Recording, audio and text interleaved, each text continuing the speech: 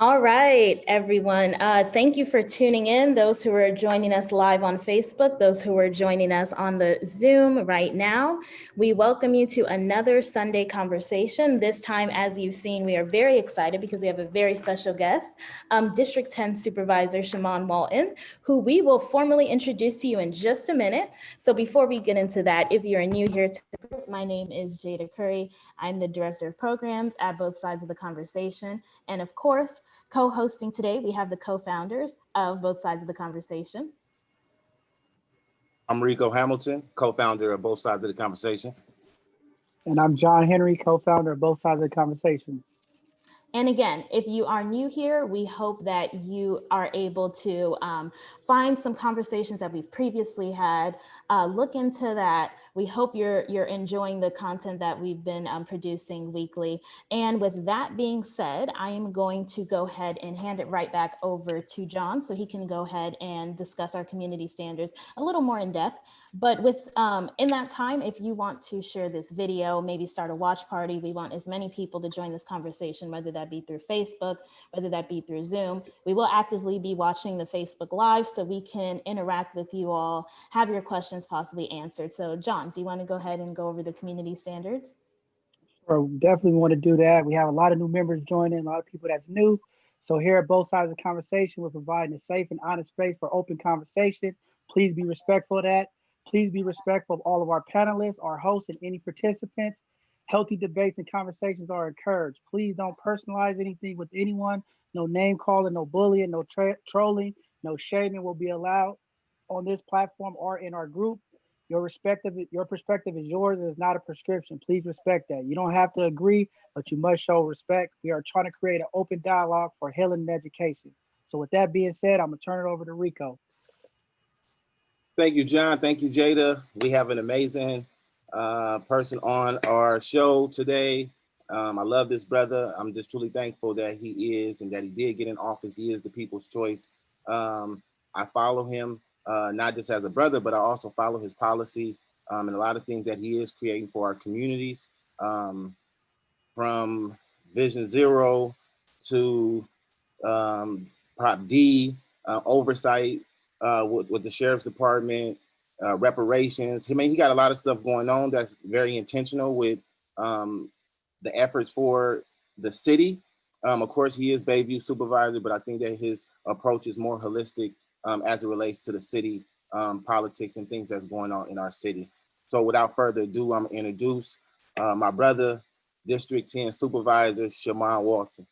Hey, what's going on, everybody? First and foremost, just want to say thank you to Rico and John and Jada for hosting this platform. I think it's something that is important and it brings value to community to be able to have conversations with leadership and community, elected officials, folks that have our interests in heart, and just really to have these real dialogues and conversations. So what you've been doing, I really appreciate it. Glad to be a part of it and just humbled to have the invitation so we can talk about some of the things that are pressing for us here in the city this afternoon.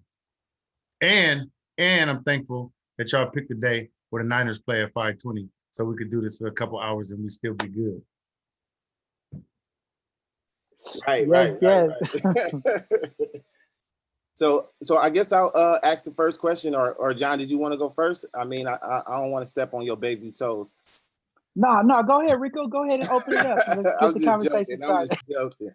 I'm just joking. So when like preparing for this show, a lot of people, they were, we get a lot of inboxes, we get a lot of questions that people want to know. And I try to educate them, but I'm like, well, you know what? Let Shamann speak for itself. I don't really want to speak for you, even though I've read a lot of the policy as it relates to violence with Vision Zero. I've read it. I see the approach that is intended, that I think that definitely can work and should work. So a lot of our questions have been, what about the violence? What about the violence? What about the violence? Can you give more context to the community on ways that, well, one with Vision Zero, what's in there, but then also like how, like somehow there's a disconnect. I don't know what the disconnect is, but how do we fix the disconnect so that that can actually work? Well, when we talk about violence, I think one, it's important for people to understand that a lot of the violent crime, a lot of the shootings, definitely the killings have tremendously dropped year after year. And in fact, prior to this pandemic, we were working very hard and doing a decent job of giving young folks something to do, keeping people with job opportunities and programs that they could participate in so that they could learn how to do things differently, be safe. This pandemic has, of course, exacerbated a lot of some of the groundwork that a lot of folks have been doing, whether it be our violence intervention and program team as VIP, whether it be our folks who are working from our community-based organizations that do prevention and intervention programs, whether it even be the community policing that we have been pushing, and we were getting closer and closer to bringing in community ambassadors and folks to be in our community to keep us safe. So I wanted to highlight that because a lot of people may not know we just had 2 murders in my district on Friday, one in Hunters Point and one in Sunnydale, and even more people were shot. And so as we talk about addressing violence and community violence, I want people to, one, understand that this is something we take serious on a day-to-day. We don't just come out and try to do the work when incidents happen. We have folks that are working 24/7 to try to keep our community safe, provide opportunities. Vision Zero for homicides and violent crimes was actually taken from, we have Vision Zero for car crashes and fatalities here in San Francisco, a major focus on that, which is very, very important. But I also know, as someone who lives in the community, who's worked with young people for a long time and been around places where we may have increases in violence because of the issues that exist in community and the isolation and disenfranchisement, I want to make sure that we also, as a city, let's focus on Vision Zero for these homicides and these violent crimes. Let's do everything we can to stop shooting. Let's do everything we can to stop people from being murdered. And Vision Zero really just talks about all the folks that should be involved within keeping our community safe and preventing these violent crimes. So it's a role for SVIP, it's a role for the police department, it's a role for elected officials, it's a role for our community-based organizations, it's a role for everybody who's involved and supposed to be involved in doing the work. So what we did was pass the resolution to make sure that we fight as a city, and everyone knows in San Francisco that all the members of the Board of Supervisors are in line with no more homicides and no more shootings and doing everything we can to stop that. We consistently have gun buybacks, and we've done that with, of course, United Players, Brothers Against Guns, and other folks, and those buybacks need to continue because one of the things we see in terms of why we see so many violent acts is because access to guns and access to weapons and things that are infiltrating our community that shouldn't be there. Now, the next step, what we've done, and it's finalized, but we haven't put it out in print yet, is we have a community safety plan specific to District 10. And it talks about everything that we're going to do specifically with all those players that I mentioned and their role to keep our community safe. COVID has, of course, made us have to push things back a little bit and take a little longer to get where we need to be because we had to stop, pivot, address food insecurity, address our unhoused population and the increases of what's happening there. And we had to pivot and make sure that our young people get the supports that they need to receive some type of education, to receive some type of out of school time programming in the middle of a pandemic where people can't be around each other the same, and all of our programs and opportunities for young people are affected. So Vision Zero for homicides and violent crimes, we have District 10 Community Safety Plan, which, by the way, I really truly feel is something that is also going to be able to assist and help us address safety and violence citywide. And we're going to continue to push and continue to work on that. But I think it's just important for people to know that this fight to keep our communities safe is not just because something happens. We are working 24/7 to do that. And we need everybody's support in that work because we all play a role in community safety. So I like the way you explained that. So a lot of times our community, they're not like 100% informed of like what's really coming down the pipeline and what's really going on. So there's always like a lot of conversation that, John, myself, and other community members, we get those phone calls what's going on, why this is happening, why, you know, this person not doing that. And I always try to refer them back to the information, because the information is always out there and it's very transparent on the work that you're doing in your community. I see and I know all the resources that has been pushed into the Bayview to make sure that, you know, young people and community are getting the resources that they need.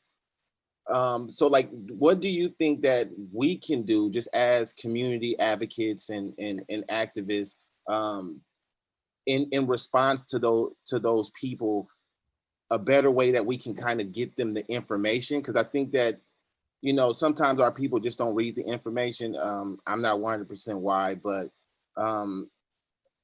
we just want to be able to get them that information so that they know. Because I personally know, and when people say, hey, look, this was going on, I said, Bayview popping right now. Like, y'all got so many resources, there's so many things going on. Like, it's like the Black Mecca of San Francisco, in my opinion. So I see it, I see the events that's happening and all the resources that's coming through all the different community-based organizations.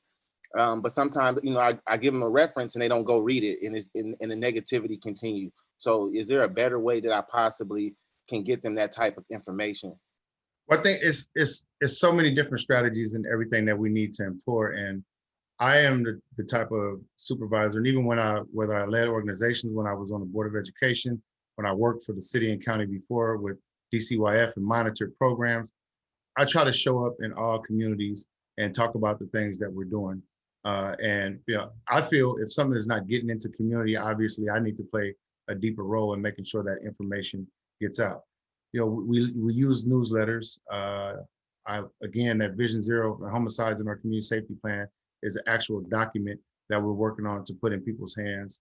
I truly believe in giving folks something tangible that says what you're doing, what you have done, and what you're trying to do. And that's why we work so hard to come up with actual plans and strategies, and then be able to put something in folks' hands, or at least have the information available for them to go look at my website and say, okay, this is his policy platform. This is what the D10 community safety plan entails. And you know, we have to continue to get the information out to people the way they receive it, whether it's knocking on doors, whether it's being out in community and having these conversations. I always tell folks, obviously they can always email my office and talk to me, but if you come to the district and there's an event going on or something happening in the community, you're gonna see me there. We can have a conversation about what's going on, or I can tell you where to go to get more information. So as folks in community, yes, it's important to give out information that you receive, whether it's marketing material. It's also important to send people to places where information is readily available to them. If folks can't get the information because of the technological divide, because certain things are missing, they can always call our office. They can always reach out. The one thing my office knows, my entire team knows, and you know, I make sure that we instill in community, we are going to be very responsive. If you have a question, you have a concern, if you email directly, you're going to get an email back from Shamann Walton, and it's going to tell you what I can and can't do, who to connect with. But being responsive is the most important thing I feel in my role is to do. Now, people might not always like the response. They might not agree with everything that I have to say or we have to say coming from our office, but you will get a response. You will be able to connect with me or my team to talk about information that you're requesting and that you're seeking.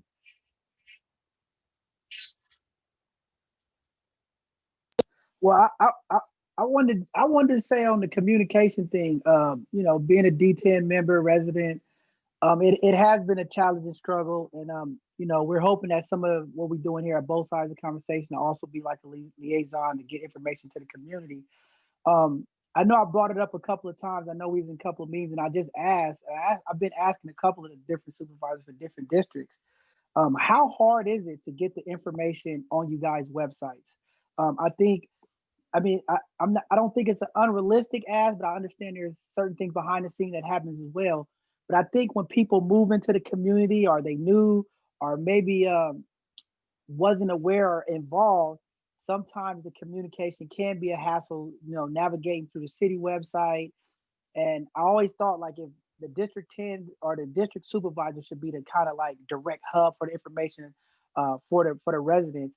how do we get that so that, you know, we could click on there to Shamann page and say, oh, okay, this is what's going on with events to get help? Is that something that the city IT department can do, or is it just it's outside the guidelines of the public publications? I'm glad you asked, and you know, it's funny because I'll have people hit me and be like, "Why didn't you do A or why didn't you do B?" And I'll be like, "Actually, I did. We actually passed that policy last week, or I just introduced something specific to that." And they're like, "Well, I didn't get the information. I didn't know." And John, in terms of, so most of us, I'll just use me for example. Obviously, I have my website where it talks about information specific to things I've done from a campaign perspective. It may talk about some of the policies that I push, but you can't necessarily put that on our regular Board of Supervisors website, right? So certain information is specific to campaigns, is specific to making sure that you stand in line with rules and regulations that you can actually post on which site. So that's part of it. What we do, of course, is put stuff on the website, and we also have our newsletter that comes out, you know, definitely at least once a month, and sometimes 2 or 3 times, depending on the pressing issues, what's happening, the crisis that exists, like we during the pandemic. But that's only helpful, to your point, for folks who are on the internet all the time or checking emails and receive information that way. And so a lot of times with me, because you got to get information to people the way they receive it, I do go to events and talk about what we're doing. I do host community forums, and we're doing less of it during the pandemic, or we're doing it on Zoom. But I could tell you, like last budget season, I'm not talking about the one that just passed, but my first year in office, we did a town hall in every neighborhood in the district. We also sent out the information. And for the most part, the response was good. Folks came out, they showed up. But then you have people who be like, why don't you do a town hall about the budget? And you'd be like, well, we had one last week right in your neighborhood. In fact, you don't remember the email or the text I sent you? And we talked about it. So, you know, it's just, but I still just try to get the information out the best way we can and try to use every platform: text, social media, newsletters, website, actual talking to folks in community and passing out literature about things that are happening. And so you try to be efficient.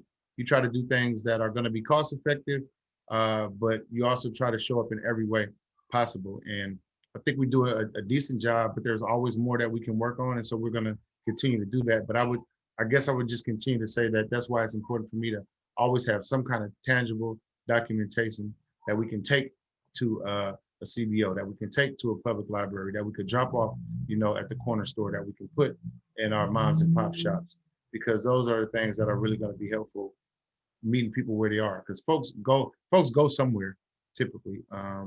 But even in the ones who are more isolated, you got to try to get into the home. And so that's where we could do more in terms of going back to pushing paper and doing more door-to-door stuff, which again, during this pandemic is obviously been very difficult for safety and health issues.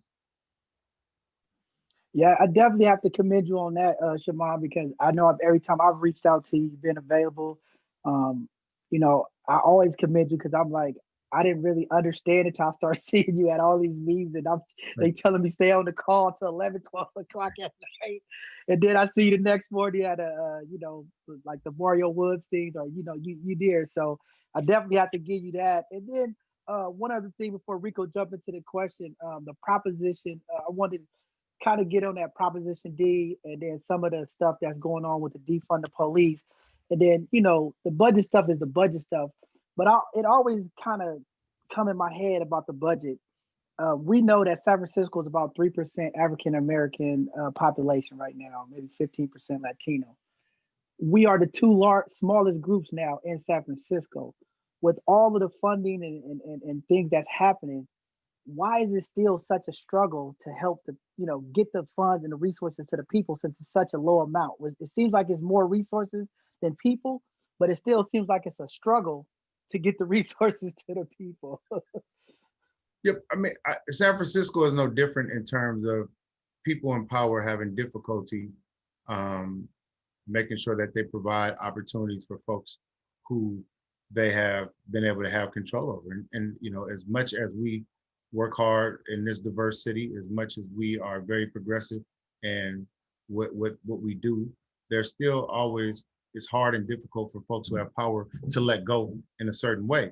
just to give you an example with, all the injustices that we've endured this past summer, even during the pandemic, but with the murder of George Floyd, Breonna Taylor, Sean Montecero, and the list goes on, there were commitments made with our allies that said, you know what, we're gonna fight with you as the Black community.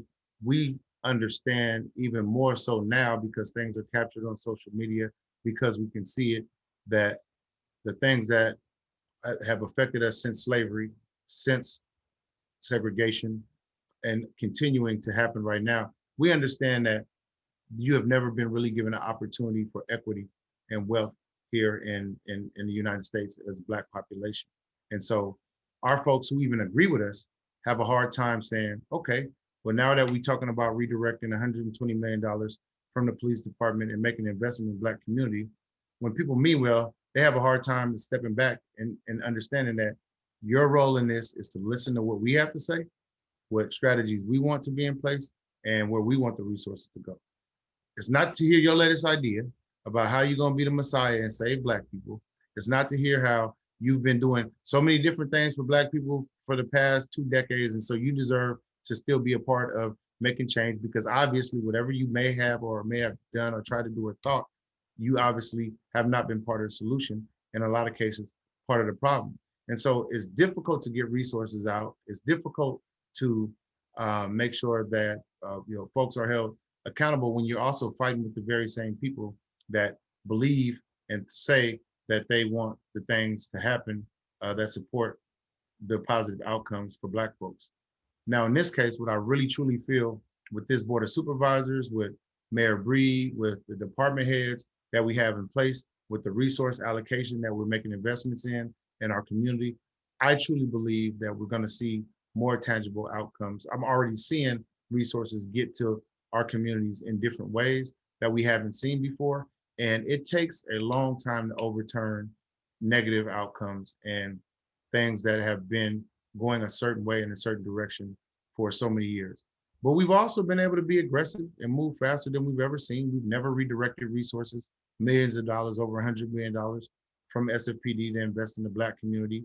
We've never had, in my opinion, since the 70s and early 80s, the level of organization of Black folks that say when we are wrong, that we're going to come together, like when the racist mayor's office of housing and community development had a $40 million pot, said they prioritized Black organizations, and they gave $2 million, less than 2% of the pot, to Black-led organizations. And this is a commitment they posted. This is what they put in their own funding strategy. And so, when racist things like that happen, which, by the way, that department has been doing this for decades, and they continue to do it because it's been, people have been letting them, and that's something that we have to change, and we will continue to fight against. And I'm gonna call it out every single day, because I know it's racist. I know the fact that there's one side of the house that is not concerned about the other. So the community development side has one person who's just been able to do whatever the hell he wants to, and it's been screwing Black folks for decades, even going back to when I worked for the Department of Children and Families. I'm calling that out because we should and we have to, but I've seen so much organization from Black organizations and community coming together in a way that demonstrates they understand the institutional and systemic racism. They're able to communicate with data and information about how we are screwed over and how racism existed, and then come and actually get some change to happen. Not enough right away, but of course, we did get more resources allocated to the pot for Black organizations, more support. We got a long way to go, but I am excited about what I'm seeing right now, and I do believe that you are seeing change, and you are going to see increased change. But the issues that affect us as a Black community here in San Francisco, it took decades for us to get to this point. So it's going to take a little bit of time for us to change the game and move the needle. I like the way that you framed that, because I know when you were working at YCD as the executive director, that organization definitely became like one of the anchors for the Bayview as it relates to employment. I mean, I know you guys employed thousands of people and supported a lot of people, even though people were always saying where the jobs at and all this different stuff. And I think that There's a part of our community that come with the territory. I noticed that even in the Western Addition a lot. I know where all the jobs are, but community still saying that there's no true and real opportunity for people when you can put the opportunity in their face. And, you know, just some people realistically aren't ready or prepared for the opportunities that you might have available to them. With the reparations plan that you have, can you go a little bit more in depth with what that plan actually looks like in your mind and how it is going to roll out? Because I think some people think the 120 million redirected from the police department is the reparations plan. So just so that the community that's out there listening can hear from you on what that plan actually looks like. Definitely. And I think it's important for us to remember that we actually presented the reparations resolution even before the murder of George Floyd, before we were focusing on redirecting millions of dollars from the police department to invest in the Black community.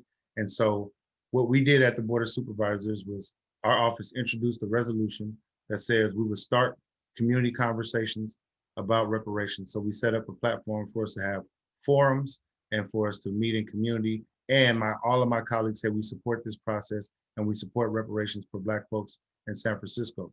The resolution also stated that we were going to be focusing on creating a working group through legislation that was going to prioritize the areas of injustice and actually come up with the strategies and what does the monetary tangible outcomes look like from the reparations plan. So we came into COVID.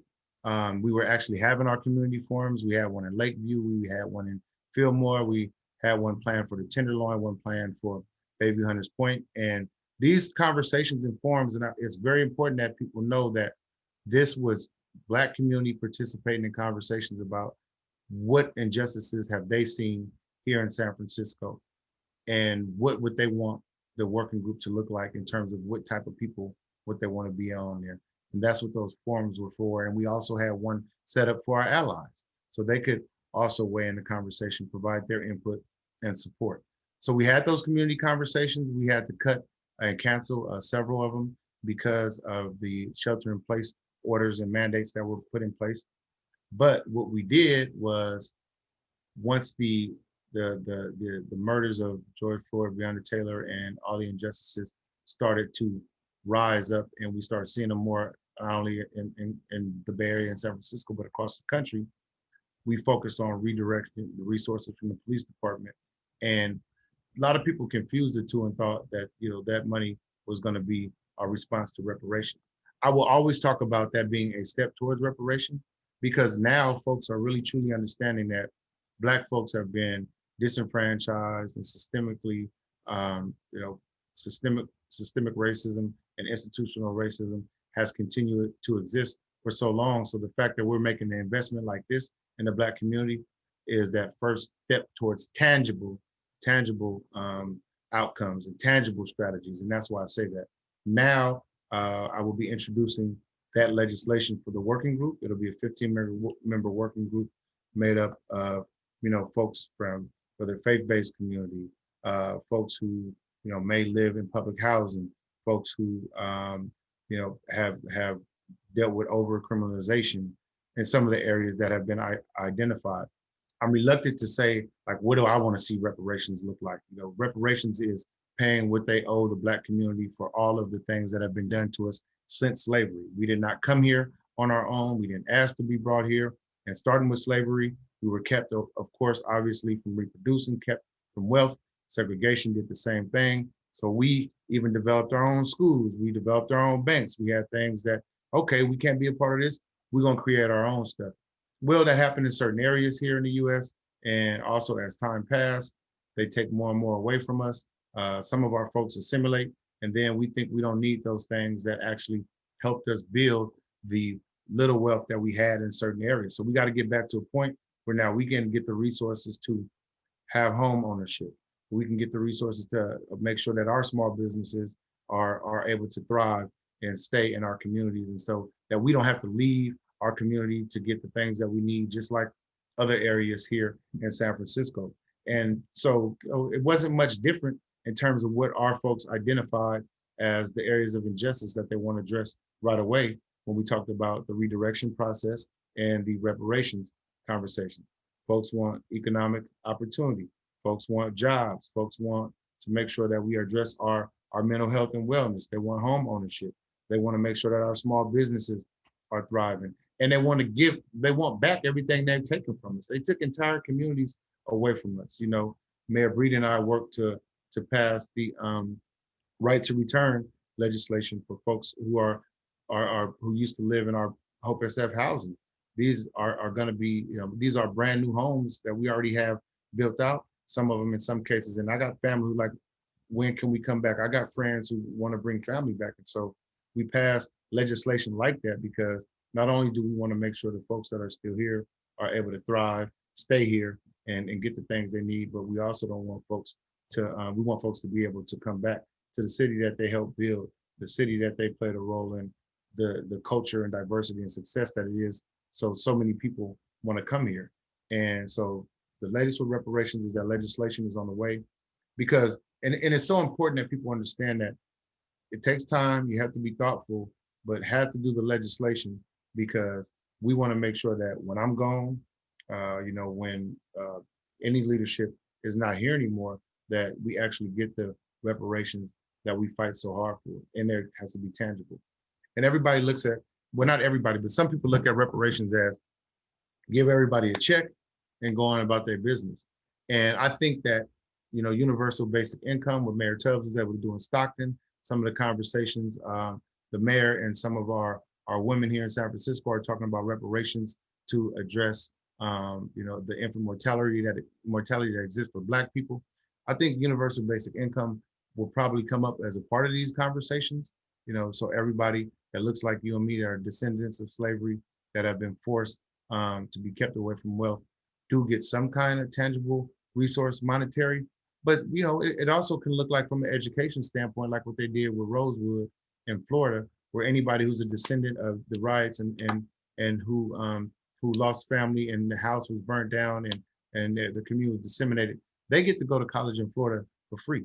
So maybe we say every Black person that graduates from high school in San Francisco gets to go to any San Francisco higher education opportunity for free. And it doesn't, of course, have to just be college, but anything that you want to do that we have here in San Francisco that connects you to career advancement, connects you to education when you graduate, you don't have to pay a dime.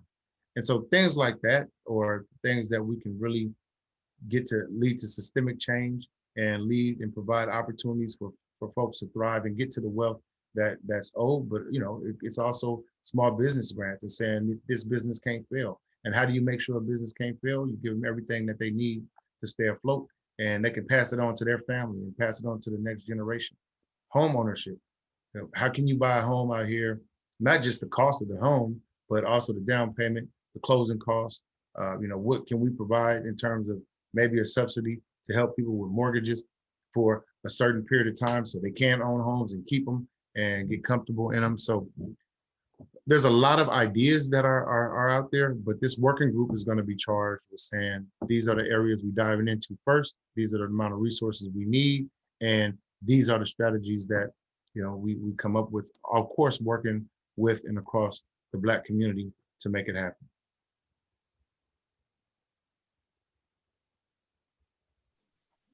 Definitely, that's amazing. Me and Rico at both sides of the conversation, we did the whole calculation.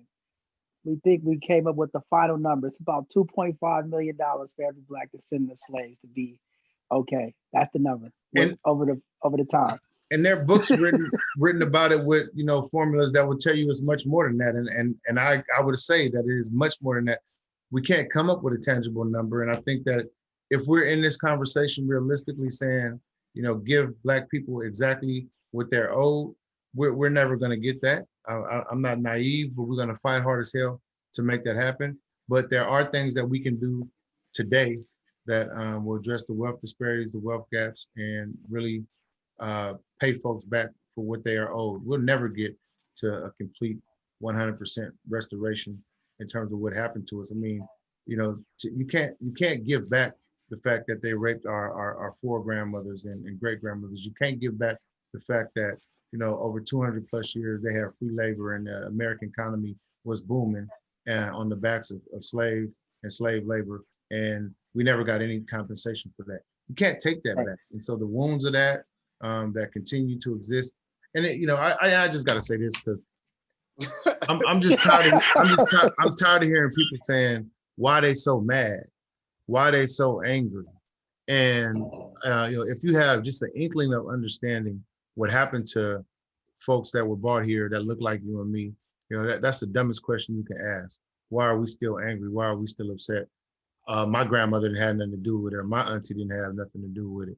That's not the point. That's not the issue. The fact that is it happened, and it happened from a certain class and a certain race of people. And we all need to take ownership on the things that our ancestors do and don't do. Because even where we are today and the work we do with young people and the changes we're trying to make, we have to take ownership for the mistakes, some of our ancestors and our leadership make to get us to a point where things are as bad as they are when we talk about some of the issues in our community. So everybody got to accept ownership for the things that they do and work to fix it. And that's why reparations is going to happen in San Francisco. And I truly believe we're going to get some tangible reparations across this country. And I like the way that you framing it, and that it's going to be a community efforts and how it's rolled out.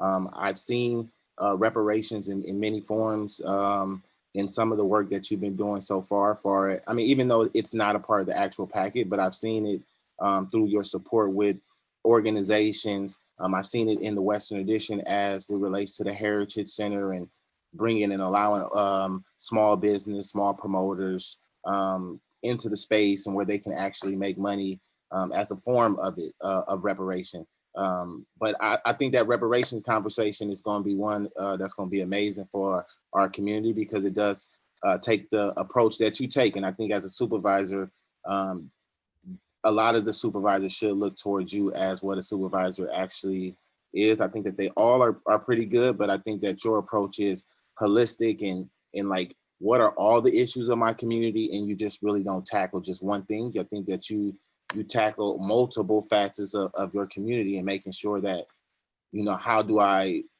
serve my constituents, right? I think that that's the best approach to anything. So I can't wait till reparations come. I know it might not be the 2.5 million for Native Blacks, but I do believe that there is ways that we can compensate for what has happened, especially free education. I got 2 boys who will be graduating high school soon that definitely need free college, or me and his mom need support, so, looking at Black spaces and how can we create opportunity for economic growth for people. So I believe in your vision, and I support you 100%.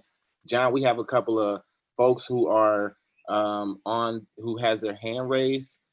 Yeah, we gonna bring him up. Shamann, we was gonna get to the one other question, but I mean the Facebook is starting to light up with questions. So you bring that rise, they say in the military. It's all good. All That's right, why we do this. We're gonna bring up, who you gonna bring up first, Rico? I'm gonna bring up you, Blanca. All right. Hello, everybody. Hello. Hey. Hello. Hey. Hey, we can hear you.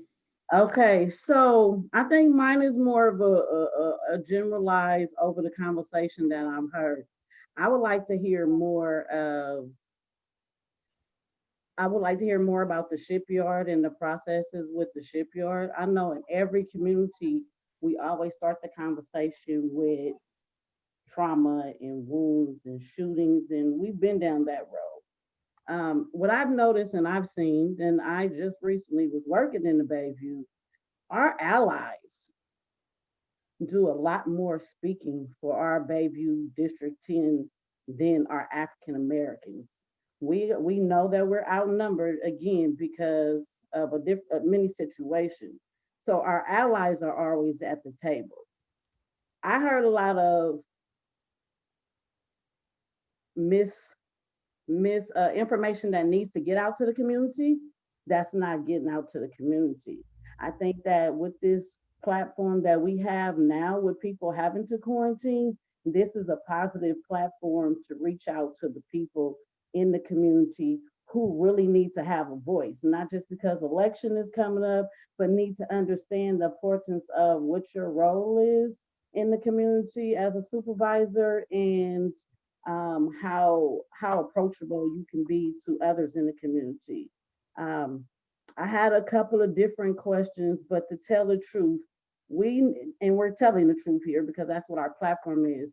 I would like to see more out of you in the community when it comes to health disparities, when it comes to community involvement. We don't just need a face to be present when we have trauma in shootings and murders. We have to have another active plan that works. And I would like to see more in District 10, who is flooded with resources, but it's being misappropriated. The same money gets distributed, you get the same results. And I'm just looking for something different as the Bayview-Hunters Point has changed. YCD used to be a platform, but I've noticed that it's turned over to our Hispanics and our Asian community who has been regentified into our community. And it's always been said that our people, oh, they might not be ready for this or they not be ready for that. I am a college graduate from City College, between City College and Laney. It's too hard to navigate the system sometimes. It's no support in the community to understand. So I would like to hear more at the conclusion of the show. I would like to hear more about what's going on really in the community other than the shootings, what kind of allocations and reparations, and most importantly, we have a big project at Shipyard. And I don't know how we're getting people involved and if we're just kind of letting this go up under the carpet. But I want to hear more of the things that we as African Americans could be doing in our community instead of our allies who are other than African Americans or who align with certain African Americans because of wealth, because of education, and because of the other things. It's a bigger community that want to be a voice, but do not know how to be the voice. And we're continuing to say what doesn't work and what possibly can work, but we have a lot of money that's already in the community that's not working. How do we effectively make that work for everyone? And I know personally, people are intimidating and threatened and bullied to be able to use the services that's already there. How do we make it available, not just on your platform, but we have multiple platforms that people can hear from you, and we don't hear from you as often until there's election situations or you need some support. How do we change all of that? So thank you so much for, I mean, you touched a lot of things. I mean, you know, I would push back and just say that I'm not an election kind of person. You know, people see me on the daily, all the time, in community. So I don't just come around when there's events or when there's elections. In fact, you know, I am in my community 24/7 because not only just because of my role and my concern to make sure that folks get what they need, but also I just love my community. I love being around people, and that's something that's important to me. I will say though, I hear you, sister, in terms of focusing more on getting information out about what we do around health disparities, around the issues that exist in our community. People may not know that I serve on the Bay Area Air Quality Management District. So I'm learning about state resources and state legislation that will do the things that help us protect our communities' air quality, give us the things that we need here to make sure that they're holding me and the city accountable. So I am working 24/7 to learn more and to come up with different strategies to affect that change. I do have folks in community that inform me about what's happening. Folks like Michelle Pierce, who is, you know, educated and has the knowledge and information about a lot of the air quality and pollution issues. I work closely with folks at APRI who are in community hearing from constituents about what's happening in terms of, you know, a lot of toxins that we get, whether it was from the PG&E plant, from the shipyard. And let me just say this about the shipyard, because some attorney who's on a lawsuit sent out an email to all his folks and said, email the supervisor because he's messing up your lawsuit because he won't call a moratorium on the shipyard. And going back to your point, That's an example of a white person trying to talk for me and my people. First of all, I talk to the people who live on the shipyard consistently. I talk to the people who live around the shipyard consistently. I'm in there, whether it be the folks in those homes. We built 100% affordable housing on the shipyard while I was at YCD, whether I'm up on Kiska and Harbor, that's right there adjacent and affected by everything that happens on the shipyard. I talk to those folks face to face and have conversations. The number one most important thing for me is for parcel A where people live to actually get soil testing that has never been conducted. This testing has never been conducted on parcel A where people live. That has been my major push to the Navy. That has been my major push to the city, is to test that same way with the same level of testing that we're going to have on parcel G. The argument from the Navy is that we've never had the same level of radioactivity type of uses on parcel A. Nobody cares about that. That's not the point. We want to make sure that the shipyard is 100% safe and that folks are safe. That's my main concern. So to send out an email and say, your supervisor is messing up our lawsuit, you should email me. First of all, I'm not going to respond to anything about a lawsuit. I can't get involved in a lawsuit. I'm a public official, and attorneys can't tell me how to respond to my community. Secondly, I want to do the testing that is appropriate. And people have to remember, I have constituents that live on the shipyard. They were promised a safe community. They were promised amenities. They were promised a thriving community. And so you can't just say, hey, let's keep them further isolated and don't do anything without finding out what actually exists on the site. So that is my main priority, getting the resources, and not just the resources, but bringing in the right folks to address the testing at the shipyard. The first thing we did when I got elected was brought in independent review from University of California experts and scientists to only do an independent review of the protocols of the testing that had already been existing on parcel A and the testing that they were proposing for parcel G. That's what they decided for their scope of work to be, was that they weren't going to come in and do any testing, but they would look at what has been taking place already, was conducted, to see if it was proper protocol. That was our focus, to bring in somebody independent. I did that with Mayor Breed. I did that with City Attorney Herrera. The community was not happy about the complete results of that, and the community has that right. And so now, because the community expressed concerns even about that process, because that once Tetra Tech falsified the testing on parcel G, getting trust from anyone is almost completely impossible. So every time I try to bring someone in to talk about next steps and what we're going to do, that distrust is there and it's understandable. But I'm not going to let an attorney who's making the most money out of these lawsuits anyway tell me what's more important. Particularly when I talk to my constituents, I know what they want and I know what they're asking for. So the smoke and mirrors that people are out there presenting, some people can buy it, but it don't work on me because I'm in the community every day. So when somebody has a question, they come to me and they say, man, I heard you. Well, let's talk about it. I'm right here. And this is actually what's true and what you know from me to be true. There are organizations full of folks that don't look like us. They don't live in the community. They may have worked here once upon a time, but they're able to get some of us to give us a couple of dollars and represent what their big picture is. I don't even know what their big picture is sometimes. But these folks don't live in our community.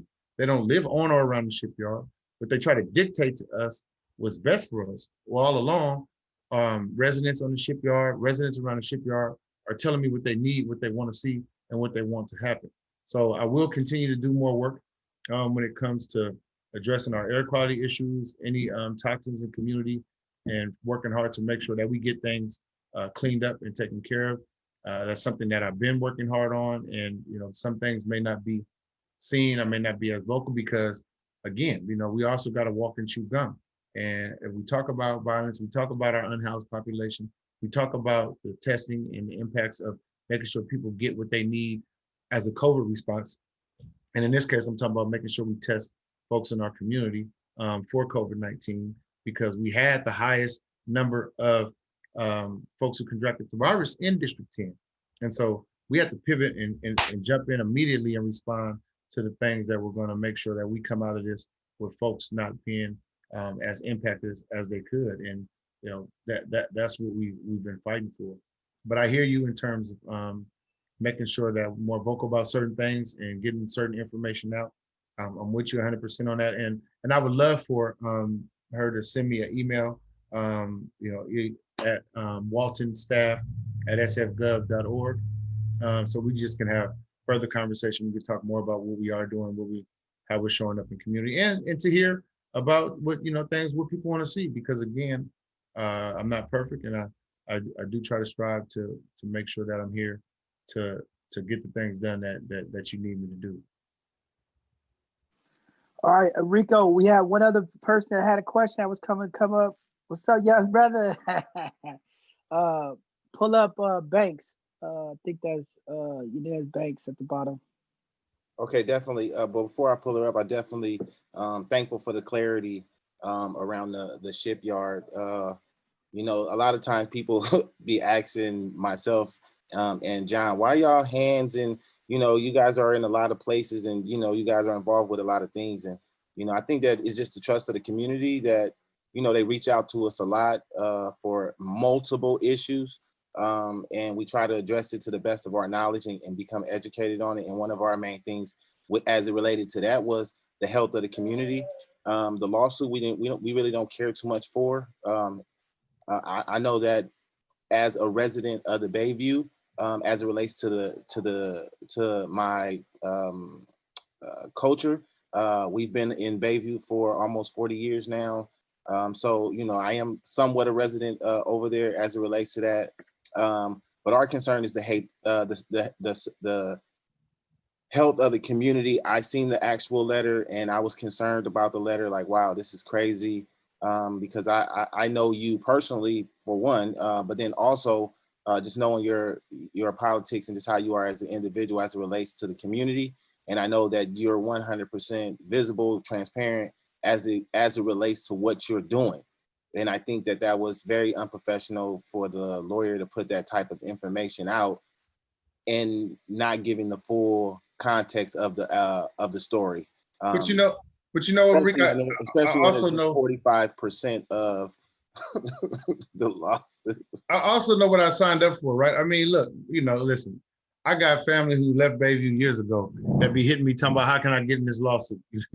How can I? So I get it, right? And I understand it on the hood and community side of things too, right? This ain't just no policy stuff. We understand a whole bunch of things that's going on.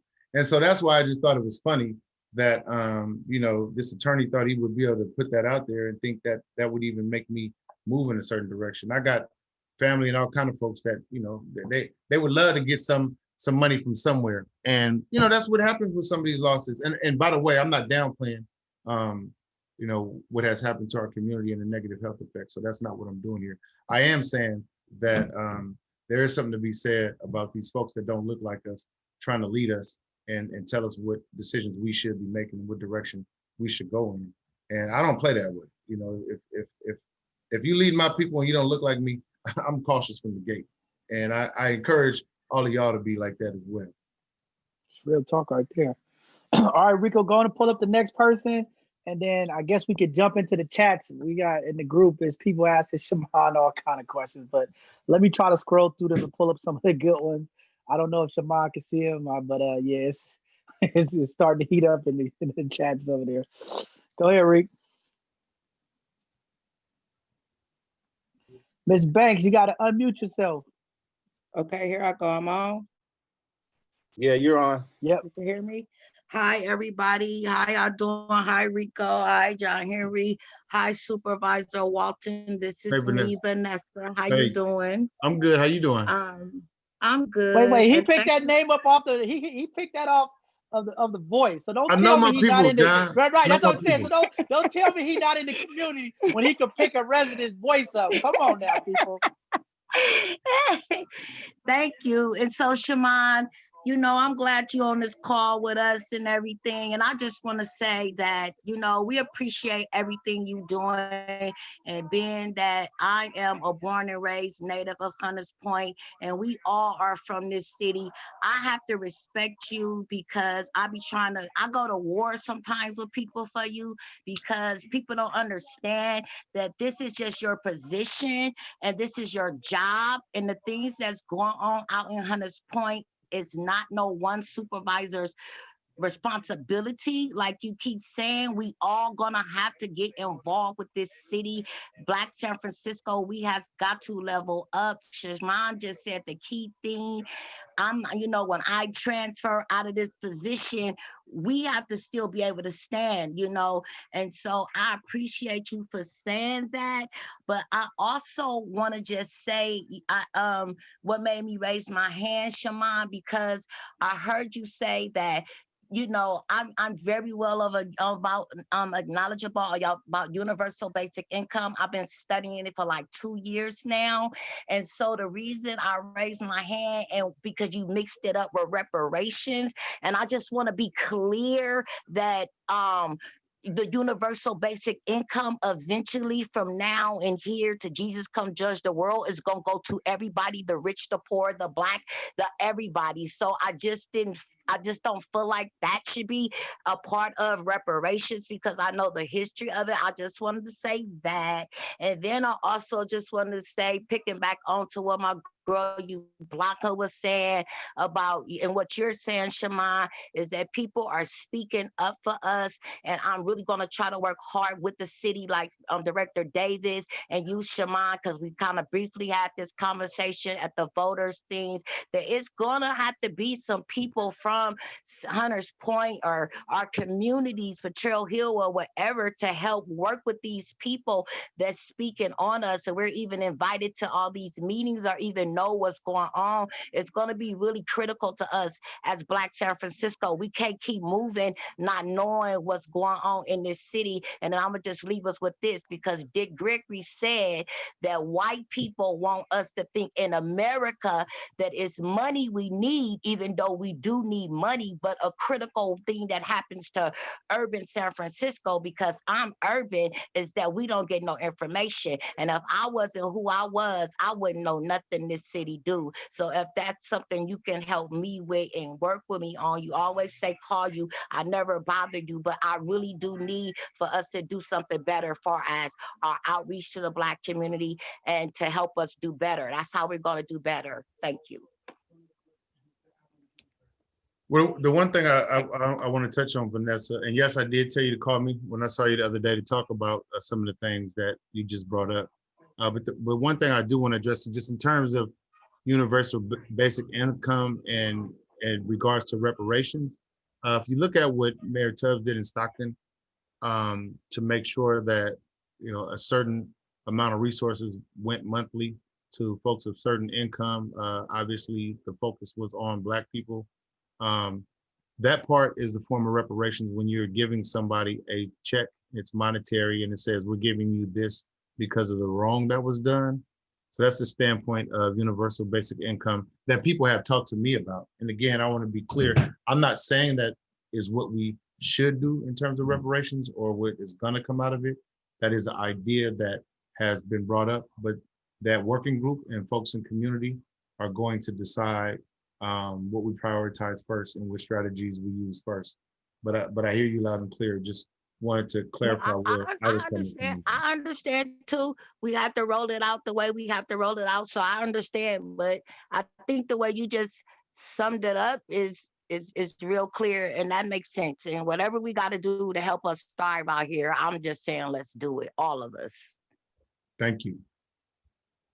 So Shamann, okay, part of her, I mean, in me hearing her question, it made me think of another question that we had got around in our emails leading up to this conversation. So a lot of people believe that as it relates to the nonprofit world, that there's people stealing in the community and there's, you know, people favorites and all this different stuff. So I know when I jumped in and maybe I think it was like 16 years ago, I used to think the same thing, right? I used to think, it's this world of individuals who are a part of this favorite group, and there's stealing going on and people trying to line their pockets, which, it might be true, but based off of what I noticed, a lot of the people who are at the forefront, they are the people who are actually doing the work. From what I noticed, I'm like, wow, these, like, like when you're not involved, you really don't know who's doing the work. And then when you really get involved, you really realize, like, dang, some of these people are really doing some intentional work. They have their paperwork in order. They're doing some real good work. And then like around lining their pockets and all that stuff, with the way the city does the reimbursement process around their grants. Can you explain that? Because people think in their head, and this is in our communities, they think that the city give you a big pot of money, or they give you a pot of money, and you're able to do as you please with this money, hence to why they think people are stealing, right? So can you explain that process so people could better understand how that works, so that they can know, what things actually look like in a real way? Definitely, and I want to just first start off by saying, for me, it has been nothing more humbling than to be able to work for an organization or entity where, your family got their first jobs, your family got their first opportunity. So whether it was when I was running the Potrero Hill Family Resource Center, having lived on 25th Street and public housing there as a youngster, and then being able to come back and serve my community, even certain members of my family, and then to have an opportunity to leave the Department of Children, Youth, and Families and go run a anchor institution like YCD. There's nothing more humbling and special for me. And I am just so glad that that opportunity was open for me. What people have to realize, and I'm trying to figure out where some folks get this this thought process of this glorified opportunity to just get rich off of nonprofits. There were days and ages where there were controls not in place, where charismatic individuals started nonprofits and resources were allocated differently. You didn't have the same level of accountability. You didn't have the same level of monitoring. But, it's important for me to tell folks, when I walked into YCD, we had 9 staff. We had 9 people. A lot of disinvestment. People were ready to say that this organization, we were done with it because of mistakes that were made in the past over a certain period of time. So first of all, I want to say I didn't walk into YCD and we had a plethora of programs and we had all these people that we employed. We had to actually demonstrate, show the work, build by one program at a time, one opportunity at a time. And all I kept doing was bringing in folks from community. People said, you can't get a quality workforce from right in Bayview-Hunters Point. Oh, yes, you can. And matter of fact, you can get folks with college educations, folks with technical experience right here from our community. And so, people make up their own narrative. The fact is, before I left YCD, over 70% of the folks that work there were from Bayview. And even though they've grown exponentially in terms of the number of staff they have, it's still a majority community. But you are monitored fiscally by the city and county of San Francisco. And in fact, one of the reasons why I was so excited to take the job at YCD, because I had to conduct those type of fiscal monitoring sessions when I worked for the Department of Children, Youth, and Family, would help me know and understand everything that we needed to do to make sure that my organization didn't get any trouble. So you got fiscal monitoring, you got programmatic monitoring, you got administrative monitoring. And depending on what type of money you receive, it could be federal and state. And federal monitoring is even more complex. They do more and they ask more. So, people, I think what it is the frustration of things not getting into community. I mean, again, I'm not just someone who has served as an ED or as a member of board of supervisor. I also got family in the community. I got family with the shit. I got family with issues and concerns. So we know all these conversations that happen. I go into my public housing communities and talk to people, and I still go and have holiday dinners and go to birthday parties in public housing communities with my family. You know what I'm saying? And so, like, this ain't just, it's not just a job for me here, and YCD was never just a job for me. And it's not just a job for a lot of leadership and community. And so if somebody's stealing, if somebody taking money, if somebody doing something illegal, they ass need to get in trouble, go to jail, and get caught for it. But they are monitored so much. There's so much monitoring going down, so many eyes on the work that you're doing when it comes to stewarding the public's money, that folks whoever does that will be stupid, because they will get caught and there will be a consequence. And so that's what I just tell people. Right. And the data and the information is there. So yeah, people are frustrated because things don't get to them. They might not get a part of opportunity and everything. And so, you deal with that and you try to do better next time. I always feel bad when we might have a program at YCD for 15 people or for 45 kids. Well, what about the 46 and the 47? So Right. while I worked hard to make sure we got as much resources from philanthropy, from the private sector, who owes our community.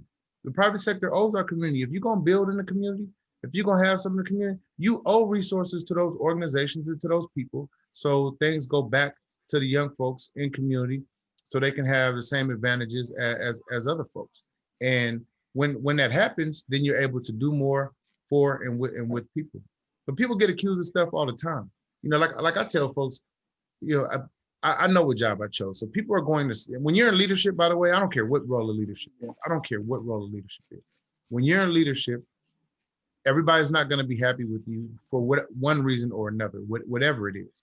And sometimes people create narratives that are not true, or they just have an experience and they go about they go about how they vent and how they feel about some their own ways. But if you're in leadership, you are going to be attacked.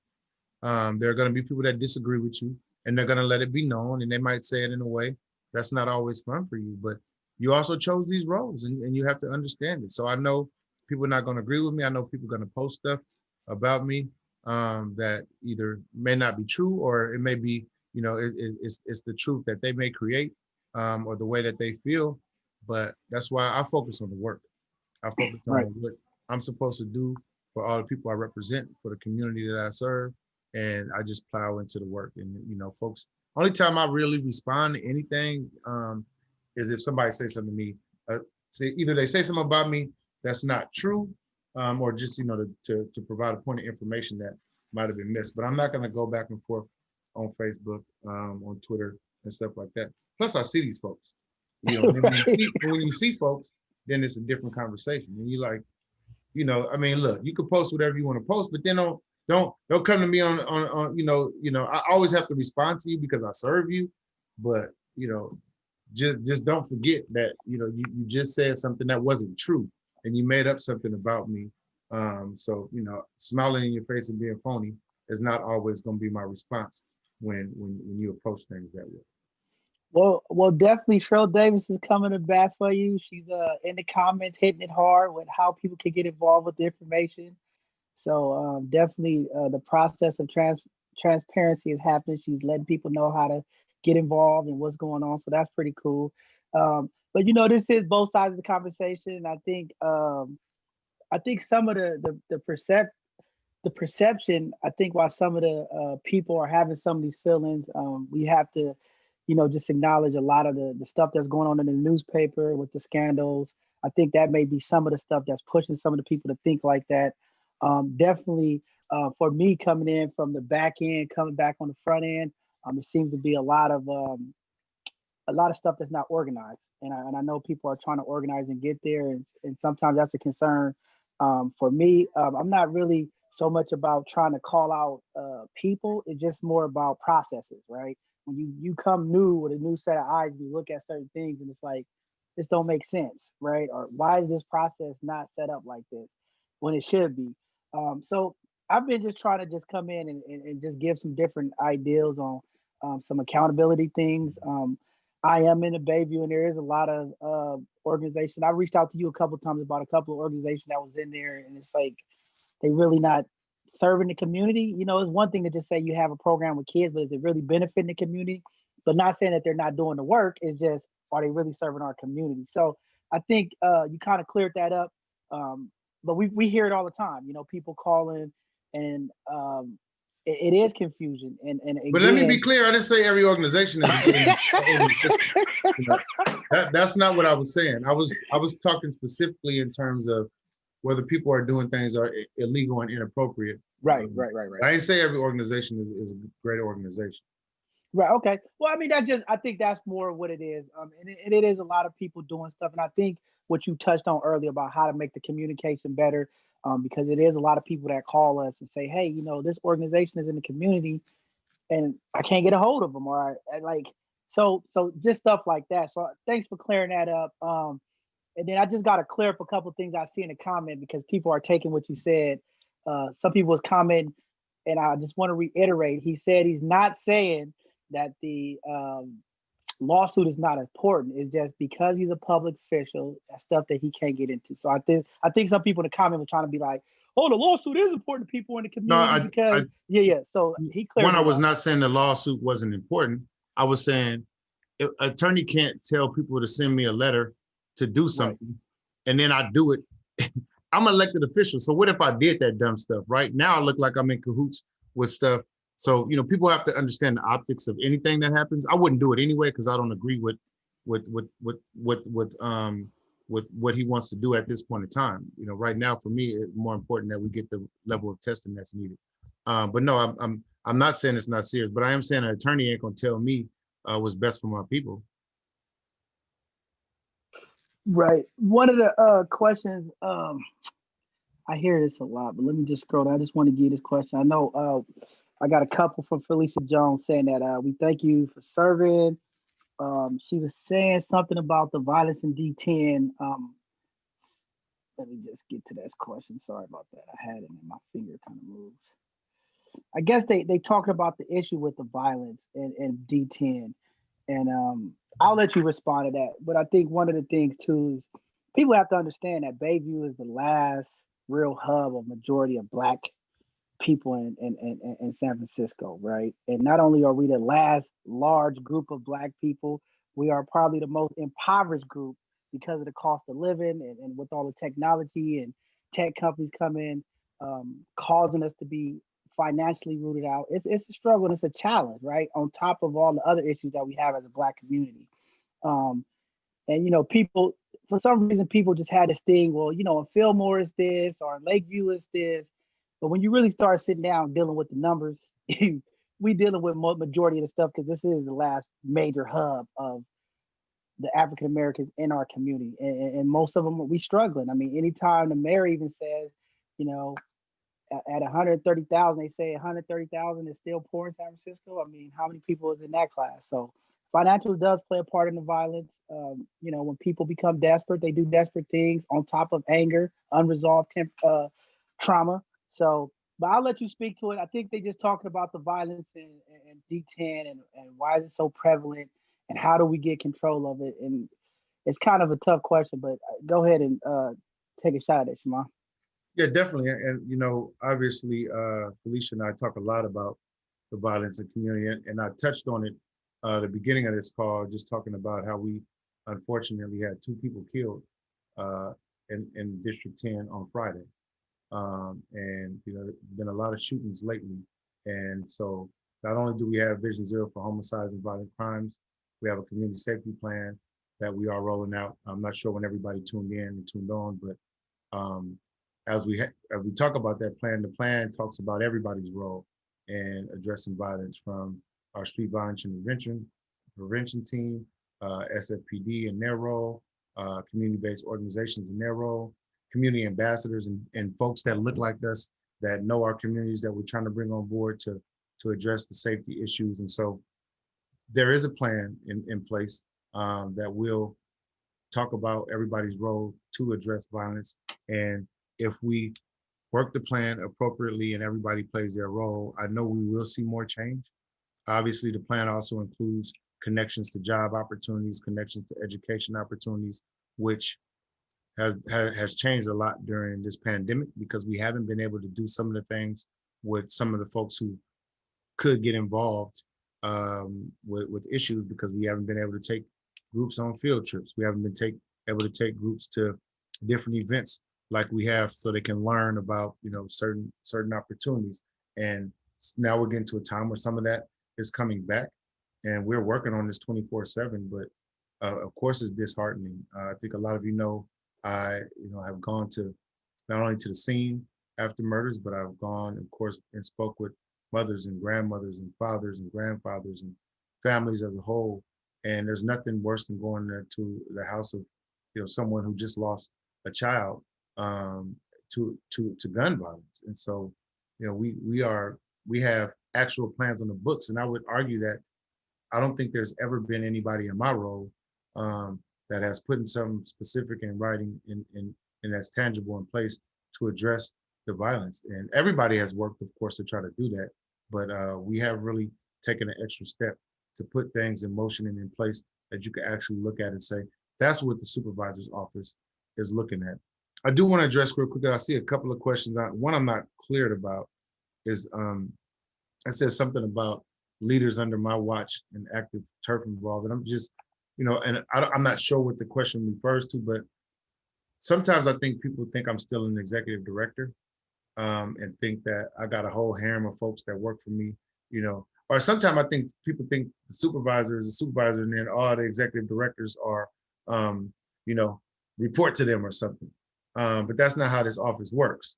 I respond to the people and give you all what you need. So whether it be individuals and communities, whether it be the CBOs in my district, whether it be our churches that need our support, that's my role, is to hear the issues and problems and come up with solutions for them. But I only have 4 people that work for me. And those folks are Abe, Tracy, Natalie, and Percy. And then everybody else I work with, just like we're doing here. Okay, one of the questions, a sister named Evelyn, she wanted to know, Shamann, how can she submit proposals to requests for improvement efforts? How do she just reach out to you, or I guess that's what she's trying to find out.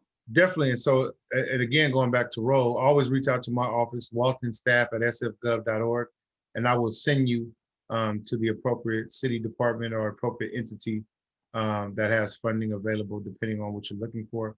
If the question is specific to the $120 million that have been redirected from the police department, invested in the Black community, we have an amazing person, an amazing department facilitating the process with Director Cheryl Davis and the Human Rights Commission.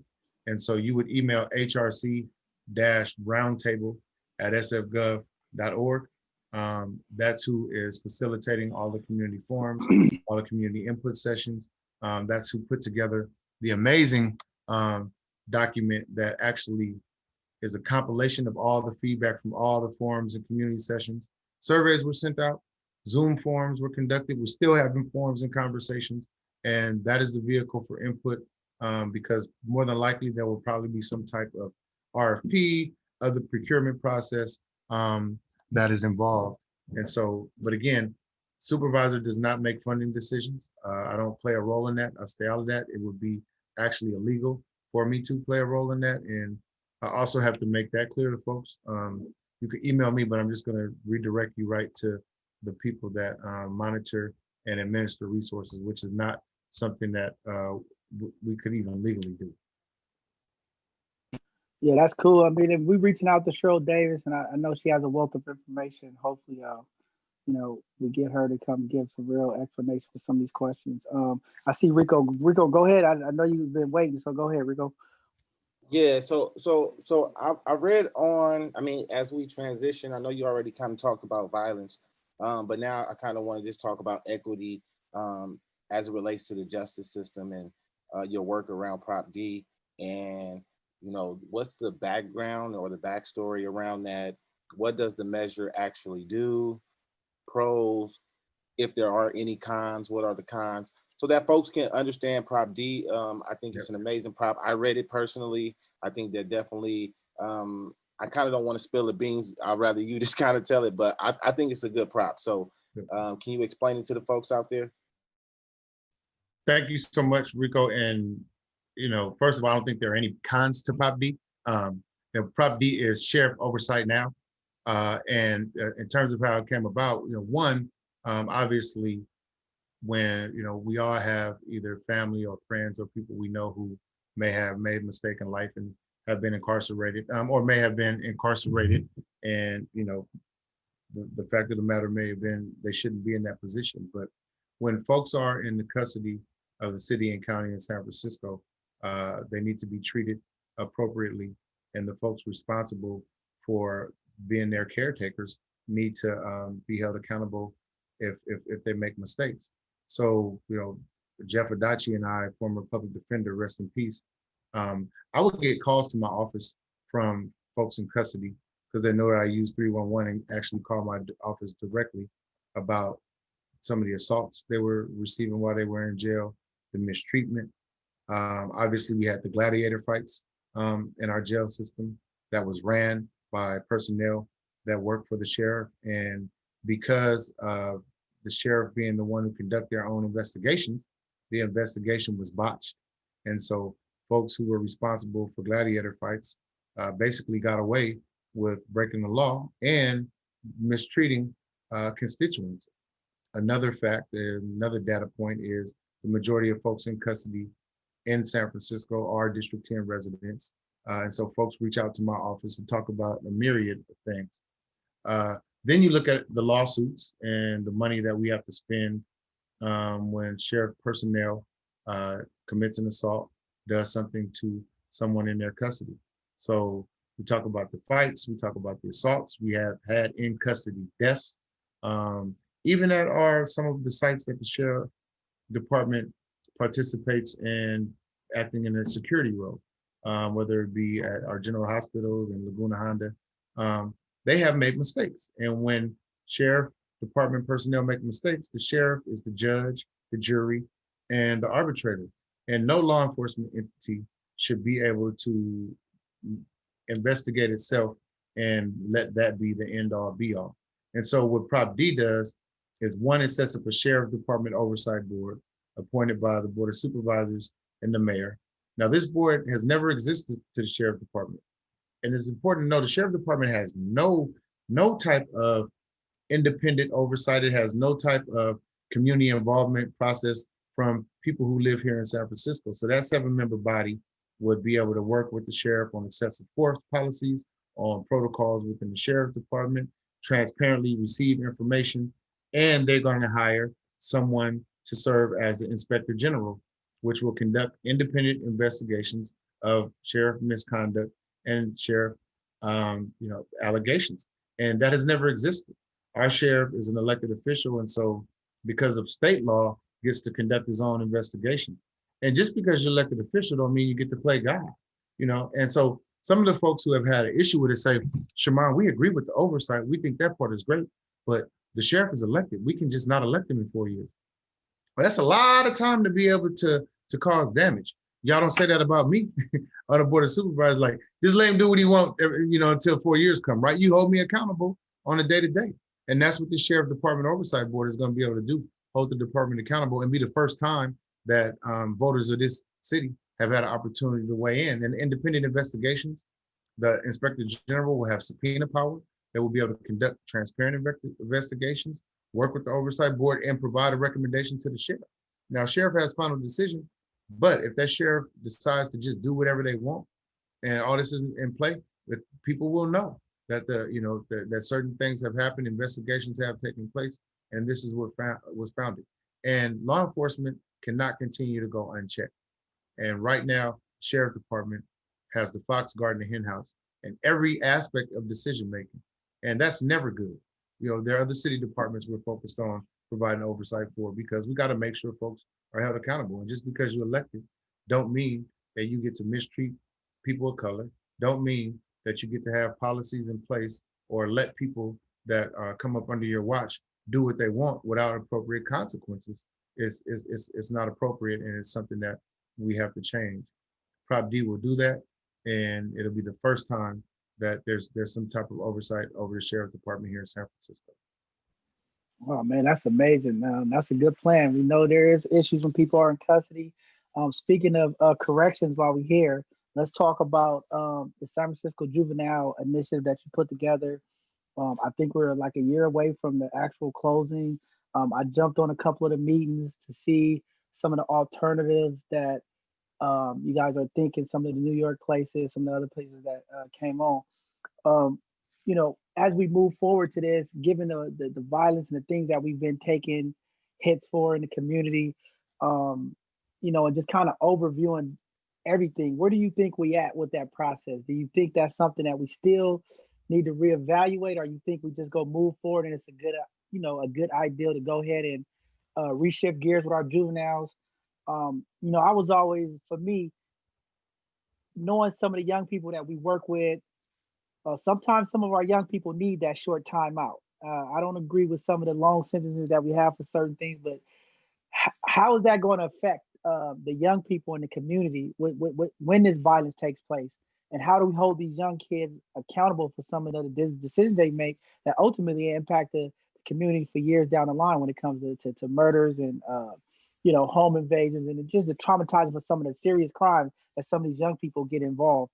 But just wanted to hear from you on that, on the juvenile process and where it's at, and um, you know, are we gonna make the date? Are you guys still where we at with it? So first, 150% unequivocal, we closing juvenile hall. And it is just as important now as it was when we introduced in 2018. Not to make this too long-winded, but from a personal standpoint, obviously I've been incarcerated several points in my life as a teenager, both in Solano County as well as Contra Costa County. And fortunately, I never went to YGC. But what I will say is a couple of things. Someone who has consistently gone in and speak, whether it's the hall, whether it's the ranch, and talk to young people, the same way we were treated in juvenile hall when I was there in the early 90s is the same thing that was still happening in juvenile hall here in San Francisco in a whole separate county. So we talking about walking in a straight line. You can't talk when you're at lunch, working out of workbooks and not having different educators for different subjects. None of that was a recipe for affecting change and helping someone be successful. So the conversation tends to get mixed up. I'm saying that when somebody makes a mistake, rather than put them in a position like that, which all that does is help you endure and prepare you for the county jail and the prison system, tell you how to get by day to day in an incarcerated experience. Never did anything about how do you change and become a better person. So what we're setting up is something that's reimagined, where if someone is going to be incarcerated, they're going to be getting information that they need to be successful, to learn a career, have the appropriate education, have the mental health, substance abuse supports available to them. Now, let's also talk about the fact that juvenile was a 150-bed facility that was, hasn't been over 40 people, and we don't know how long, because juvenile crime is down everywhere, and including San Francisco. And to your point about some of these major offenses that get made, at the time when we decided on this law, we had less than 5 people who were incarcerated that would even qualify for having to be incarcerated for a certain duration because of the type of crime that they committed. And violent crime is down in San Francisco. Other crimes are up. Obviously, this is a rough year during COVID as we talk about all the shootings that are happening. So we'll maybe see new data and information. But even though there are juveniles that have made mistakes, that's not even the bulk of where crimes are happening. But yes, I believe then, I believe now, and I know that if folks make a mistake, you have to provide them with good information and opportunity to change and do things differently versus saying, we're going to punish you to a point where you now learn how to endure, so you're going to be ready for the county jail and ready for the penitentiary. But we got to give our young folks an opportunity. And the way to do that is make sure that they go to places where they can receive supports that allow that. I didn't change my life because I was in and out of the hall. I changed my life because I had mentorship, and I was fortunate enough to go to a Black college youth leadership conference in '92, and I saw something that I never saw before. But it certainly wasn't because I was going in and out of juvenile hall. And the fact that we were still punishing young people the same way and thinking we were going to get a different result, we know what that's a definition of. And so that's why it's important to close that facility, reimagine, the opportunities that we can give our young people, and we're gonna come up with something that is going to allow for our young people to have positive outcomes if they make a mistake.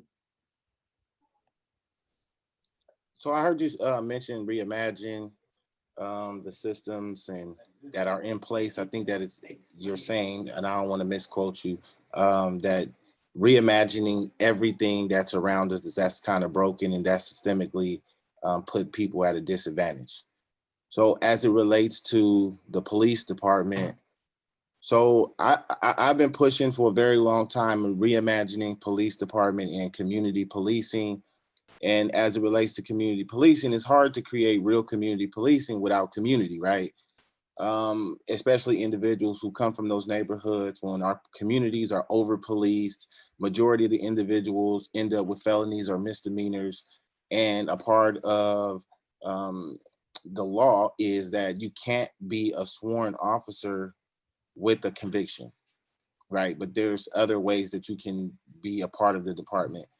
Is there a way that we can actually look into that? Because I think that individuals who do become rehabilitated, haven't been incarcerated for 15 to 20 years, and who can be like real influential people on the force to support community policing, is in my opinion, is pretty key. But there's nothing in place right now. And I've always imagined a pilot program where the police department actually bring individuals like that on board, support them with getting their records expunged, going through a whole entire process for maybe 1 or 2 years to really get them assimilated into being officers. But what do you think around that in terms of community policing? If it's hard to get community to be police on one level of the stigma, but then there is another layer of it where our communities are over policed and individuals who do or have been convicted of felonies that are maybe 20 years old or 15 years old, they still don't have that opportunity to become sworn officers, firefighters, or even some of the most amazing jobs that they possibly can serve and support. I know that there's a bill that kind of changed that as far as the fire department, but I think that you have to have gone to fire camp or something. But maybe you can clarify that and tell me what's your thoughts around that. Well, I think in terms of reimagining law enforcement, here in San Francisco and across the state and the country, obviously a lot of things are on the table.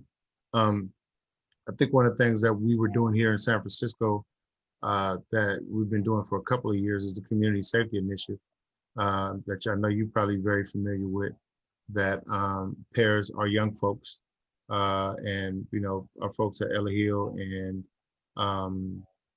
Mo Magic, have set up this internship where our folks work with all aspects of the justice system: public defender's office, DA's office, sheriff's department, police department. And I think that was a great vehicle for our young people to see actually what these jobs look like firsthand and have opportunity to get excited about careers that will help them serve their community in a way where we got folks that are from and of community working in these justice roles. And so we got to continue to do more of that. I think you're 100% right that you can't have community policing without community. And so if we're not providing opportunity for our young folks to say, this is a career I can see myself in, because we do need community police, work in our communities, being a part of our community, knowing the whole neighborhood, knowing our business owners, knowing the grandmamas and the aunties, knowing the person who may hang out on the plaza all day, and having a relationship with them differently versus just coming into our community to when something happens, when a crime happens, and then everything goes bad. And so those things like the Community Safety Initiative, of course, everything starts in the academy and what exists for folks, and how soon they're putting people out on the street, and the misinformation that a lot of folks are getting. I mean, I talked to an officer that was not from San Francisco. He's been on the force now for about 9 years. And he was just telling me in the academy, all they kept talking about was how bad it was to be in Bayview or Fillmore or Lakeview or Potrero Hill or Sunnydale. And so by the time he got out the academy, he was already ready to approach those communities differently than other communities. So he was brainwashed into having certain thoughts, negative thoughts about communities he had never even been to, and didn't have a context on. And so those things have to stop. And of course that type of training has to change in the academies. But the main thing really is what we're doing with our current forces as well, because there are a lot of folks who shouldn't be police officers, and that's just the bottom line. And I like Chief Scott and a lot of the conversations that we've had. I mean, he understands the changes that need to be made.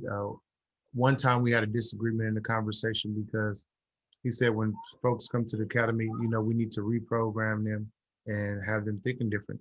And I said, if anybody needs to be reprogrammed, they should not even be thinking about being a police officer. And I 100% mean that. If you know somebody that needs to be reprogrammed, being a police officer and being in our community is not something that they should do.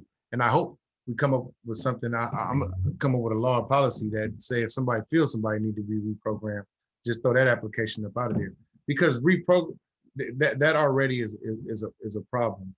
So there's so many things that have to happen. We have to do. And to your idea of folks who may have made certain mistakes, being able to serve on a police force, obviously that's something I support. But I know that, to get something like that to happen, it's going to take some time, and we're going to have to keep working hard on the things that we can change up front, and more quickly, quite frankly. But that is definitely a conversation to have. Obviously, we know folks who have made mistakes in life and who have lived productive, since they've been free for decades, and would never even, put themselves in a bad position. But there's a lot of stigma around, crime and folks who've made mistakes, and whether someone pays their debt to society or, even if they have, some people just think you should never get an opportunity at life again. And we all know how that works. Right. I think too, Shamann, when you write that bill, because I know you're a solution-based person, and I was on one of the calls with the DA, and I really didn't get my point across, because I think he asked, or someone asked, how do we stop these road cops and these cops, coming doing these things to the community? And I think it's a real conversation that we need to consider, making our police officers carry insurance, right? I think that's one of the things. And we also need to make it that if a cop kills someone or do something, that they lose their pension and retirement. I think the more we can hold them accountable with the tangible things, because it's like, hey, I killed somebody, I still get my retirement and my pension. Right. So I think the legislation definitely need to have more financial ties to it, because I think then that makes cops think, right? And then we know the police union is strong, but again, if you create a policy where officers have to have insurance, the insurance agencies, you know what I mean? The insurance commission can drive that policy and that change, because it's like, hey, we get too many causes with this officer, like we can't assure you, or the city premiums go up to hire these cops, and it kind of keeps people in check a little bit too. No, and that's one idea we definitely had conversations about. And what could we do legislatively to do that? There are barriers with law enforcement bill of rights and other things in place that we're trying to work through. But even fraternities and sororities have to put insurance on their membership because of hazing and things like that. So certainly somebody who's responsible for the livelihood of folks, why not make them get insurance? People gonna behave different if their pocketbook are affected. But I really think what we're starting to see, and I have a lot of arguments with people about this, until officers who kill people on duty or commit a crime on duty are being prosecuted, convicted, and actually serving time, they're also going to continue to do this.